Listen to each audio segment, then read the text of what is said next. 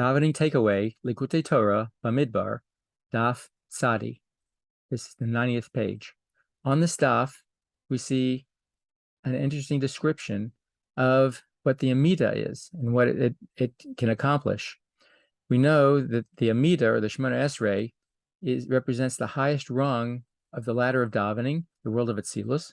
And it's explained that that level, at this point in davening, there's already a drawing down of godliness at the highest level into this world. And much has been talked about the fact that at this point we request things that Hashem actually can change his ratzon, change the way divine energy flows into the world to heal the sick, etc.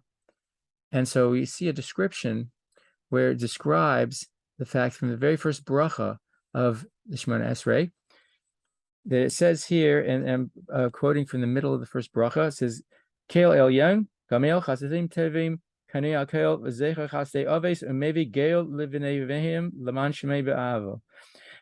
through this supernal kale, the aspect of chesed, it's explained that this comes from a level, Kabbalistically, from above Chachma. It's a level of Keser, Erech Anpin, which is beyond the normal order of worlds. Now there's divine flow into and bringing it down.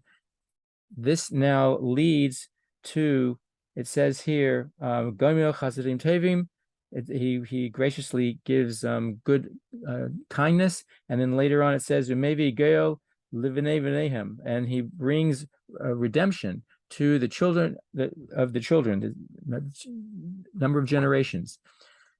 And so we is explained in the Mimer that the Kabbalistic level of both these good kindnesses, Chasidim Tevim, represents the lower midos, the netzach, hod, and yesod of the aspect of Zah, of Zer Anpin, and which is a partsuf in Atzilus.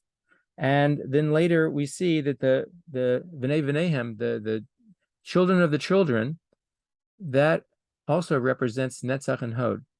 And the idea being that it's taking from a very high level and then able to bring down into these lower levels of spheros to bring it down into eventually, affecting this world for the good.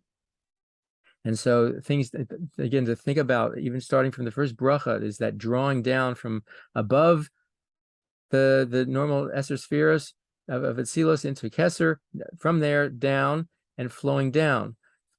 And so, interestingly, this idea of Netzach and Hod, which is mentioned in both of those little sections in the first blessing, are also, it says in Kabbalah, representing our generations.